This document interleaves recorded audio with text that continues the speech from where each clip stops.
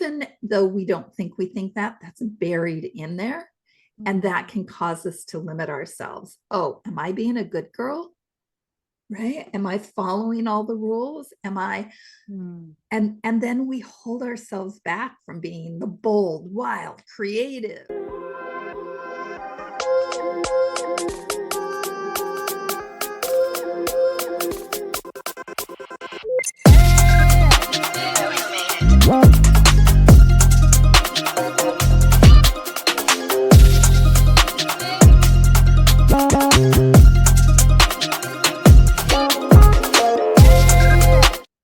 Hello, Empower Nation. Welcome to Empower Her Money Podcast. I'm your host, Angela Duncan, and we talk all things money and business. Today's episode is sponsored by morewithangela.com. Head over to that website, learn more about the passive income opportunities that we are bringing from the wealthy to you. Morewithangela.com. Book a call with me today and let me help you on your passive income journey. Keep more, make more, live more. Morewithangela.com. And today's episode, I get to interview Julie. She is a business coach.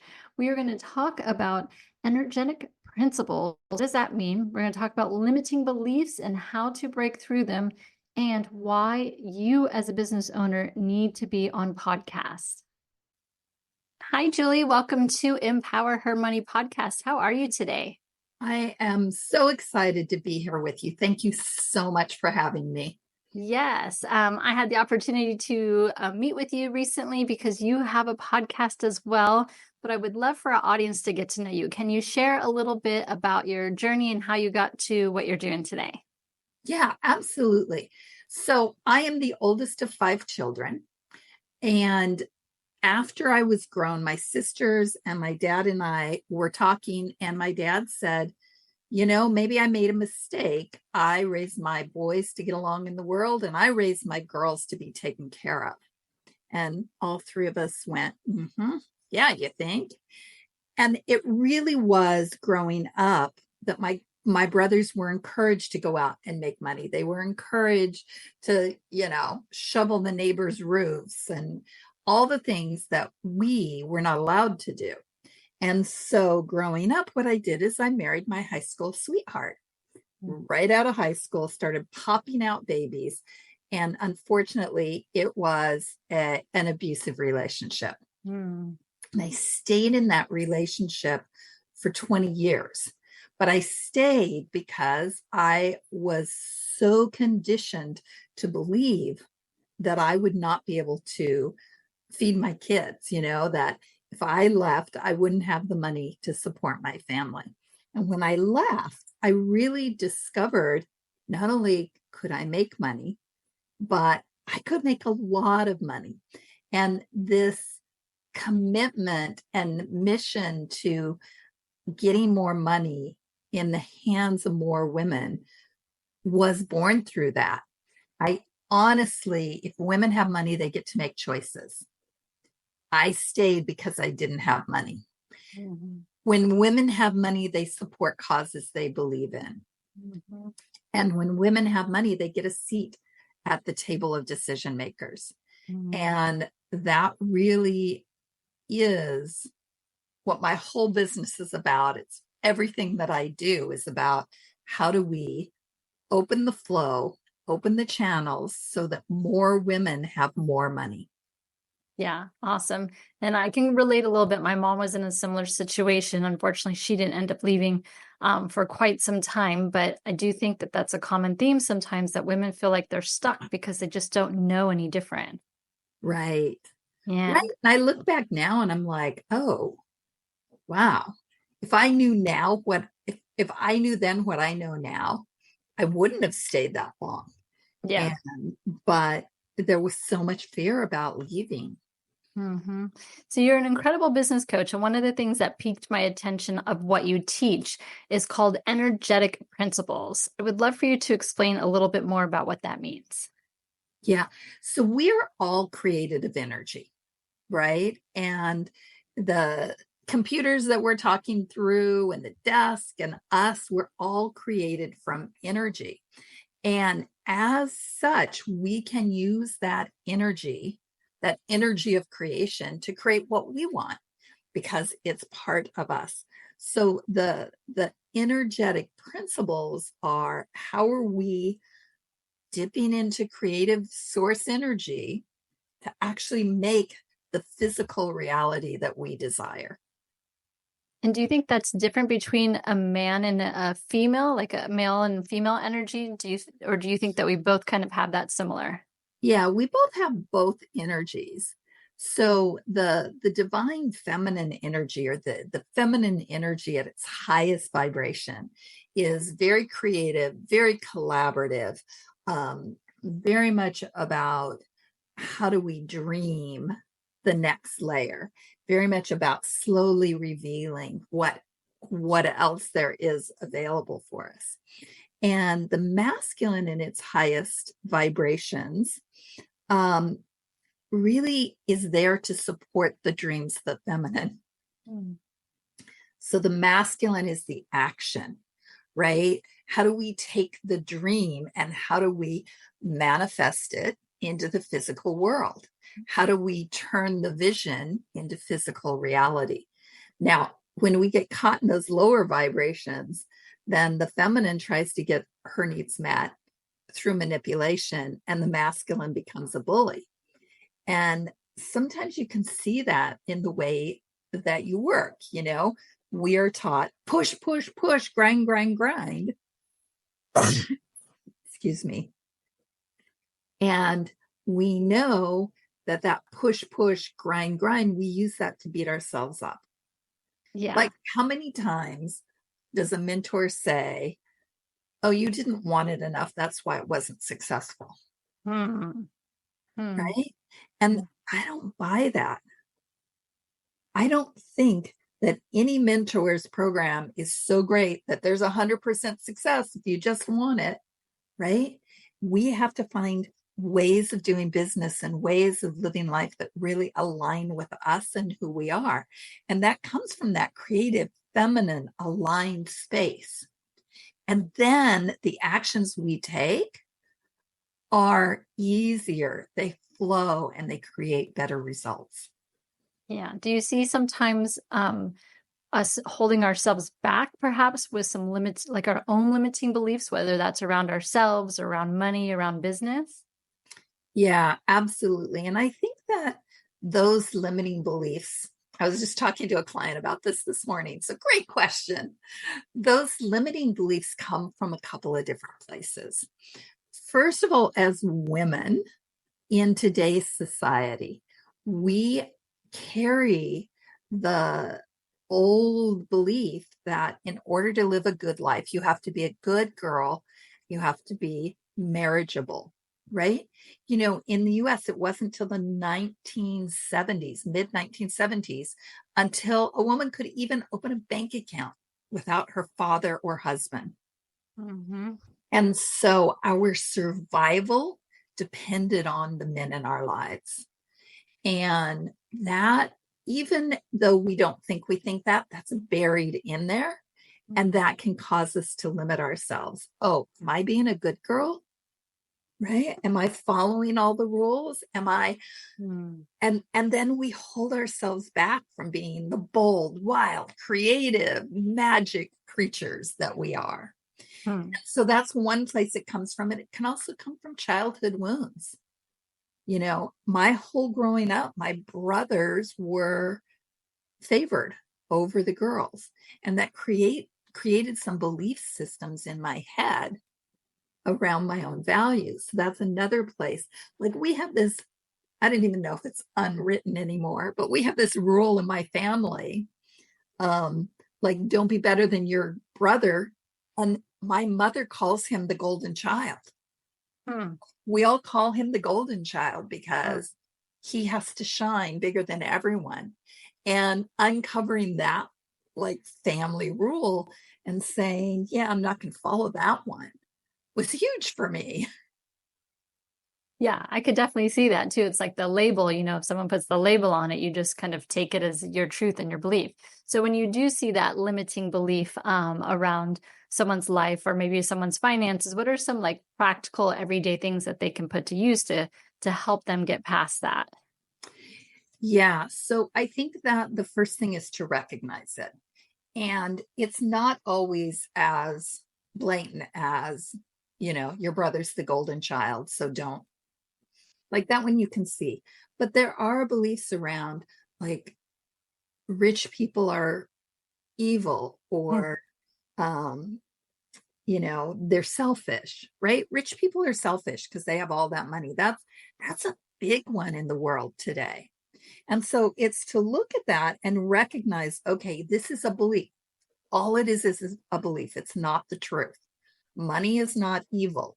Rich people are not selfish, unless they are. But that doesn't mean I will be selfish with wealth. And then to look at, does that belief serve me? And maybe it does. Like, I have a belief that abundance is unlimited. That serves me really well.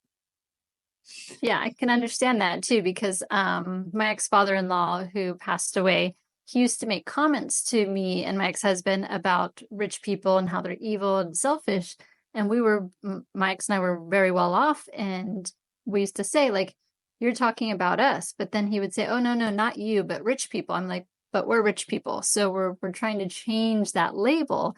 And I think it starts like with our home and our family and our friends so that they can kind of see a different side of that label, that rich person label. So that's some good practical like advice to implement in people's lives so that we can work on that. Yeah. And then just to recognize that if someone else can achieve it, you can achieve it. Mm-hmm. Like, and then I think you start to change it. Like maybe it's not rich people are evil, but it's that maybe maybe some of the wealthy people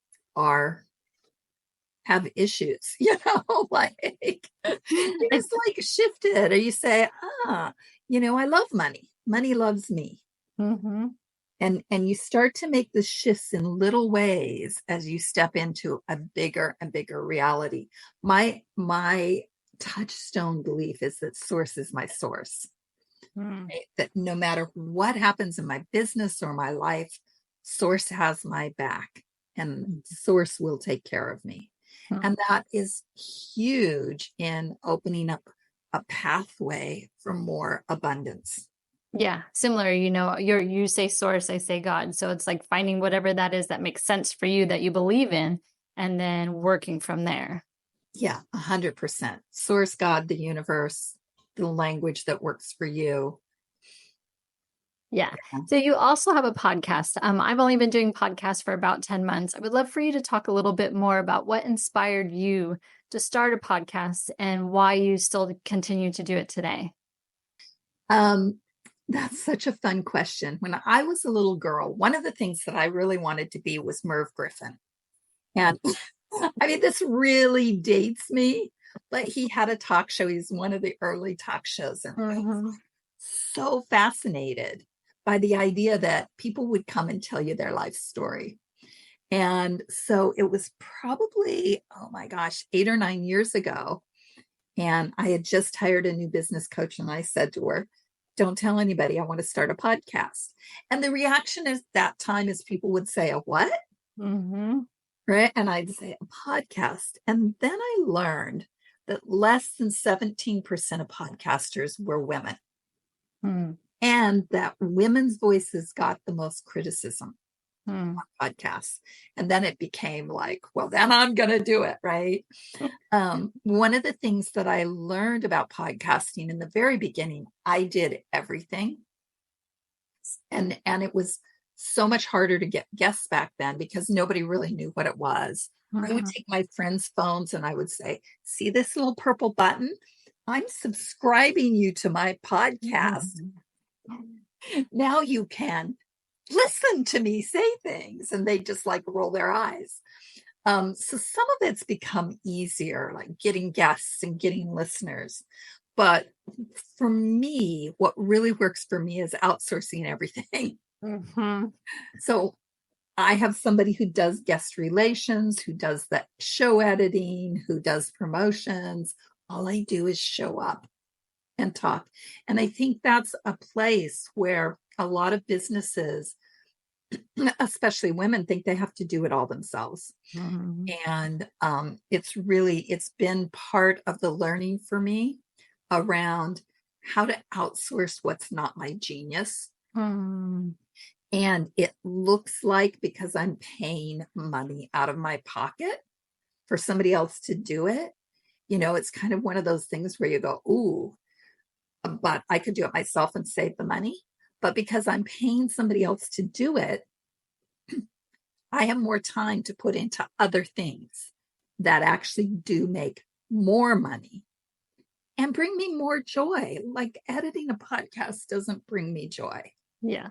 Even with Talking the to people does.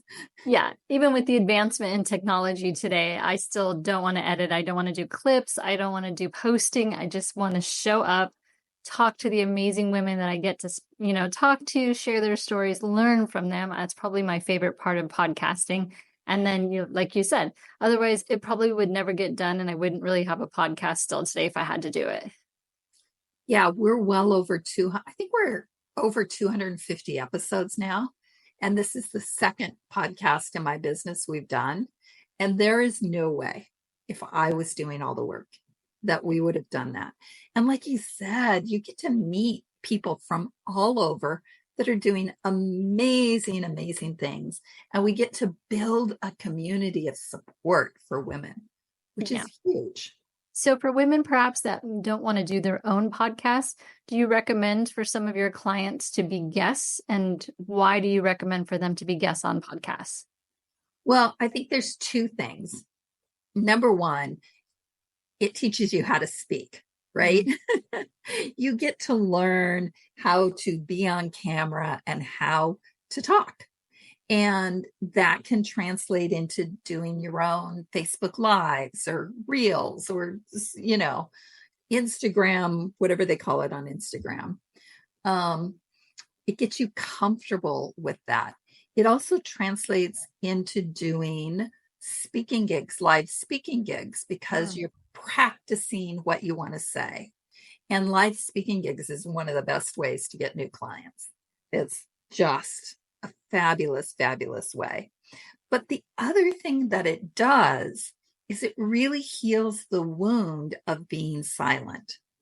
And so many women were silenced either in their childhood, or if you believe in past lives, in their past lives. We are all affected by the wound of the witch trials, whether you believe you were a witch or whether you're just here. Like, the witch trials were all about shutting down women's voices. Because if you spoke out, then you'd be accused of witchcraft and killed. And so when we are able to step into podcasts, we start to heal that for all women. When we speak and our voice comes out, then it's healing that wound of women being shut down. And I will tell you, it hasn't stopped, right? Yeah. Women today still get criticized and their voices get shut down. And so we continue to step in and say, no, we are going to heal this. We're going to heal this, not just for women, but for everyone on the planet. And I think that's why it's important for us. And it's important for us to be as visible and as out there as men are on the platform. Yeah. Millions of people listen to podcasts. It's a platform that every business owner should be considering as part of their marketing plan. Yeah, I think I missed that bit. But you're right. It's a great part of the marketing. I have a girlfriend who works in LA. She does PR and marketing. And early in my coaching career, she said to me, use other people's resources as much as you can. You were on my podcast, so you got exposed to my audience. I'm on your podcast, getting exposed to your audience. And we are sharing the resources, knowing that they're abundant, right? It's not like I have to hoard my little horde of people because there are no other people in the world to talk to. The right people are going to be your clients, but they have to be able to find you. So getting on other people's podcasts is a great way to expose yourself so that your clients can find you. Yeah, agree 100%. I have a fun question, Julie. If you could have a superpower or super talent, what would it be and why? Um, all right. I don't know if this is a superpower, but I really want to develop or have somebody develop for me one of those transporters from Star Trek. Anyway, so that I can just go from one place to another place without any time in between. Road trips are great, but I would like to just step in my little booth and be at my kids in Washington, or step in my little booth and be in Sedona for the day. Right? So teleporting, that would be it. Yeah, that's awesome. Julie, if our audience wants to get in touch with you, learn more about hiring you as a business coach, what is the best way for them to find you? So my website is at juliefouch.com, and Fouch is FOUCHT.com. Tons of information there. But I also invite all of your listeners to join us in my Facebook group. It is free. We do tons of business building and money mindset, and really play with money in that group. And that's at Feminine Business Magic. And they can find me on Instagram at Art of Feminine Business, and on Facebook at Julie Fouch. Awesome. I really appreciate your time today. Thank you for having me. It's been fun.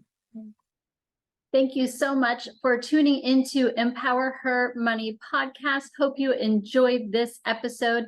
Don't forget to subscribe, share this podcast, and leave a review wherever you are tuning in.